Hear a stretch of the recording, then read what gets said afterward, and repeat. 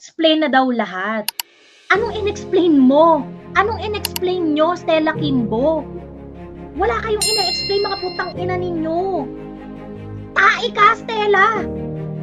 Kayong mga taga Marikina, maghahalal kayo ng tae? In-explain niya yan. In-explain niya ni HP. Putang ina, Stella! Anong na-explain? Kung may kaluluwa ka pa, Stella, please. I mean, you're so much better than this. You have to walk us through doon sa kung papaano at kailan na-supply yung figure na blanco doon sa bicameral report. Kasi bago kayo nag-bicam, meron niyang figures. At bakit pagdating sa bicam, naging blanco? At what point nagkaroon ng laman niyang 13 items na yan?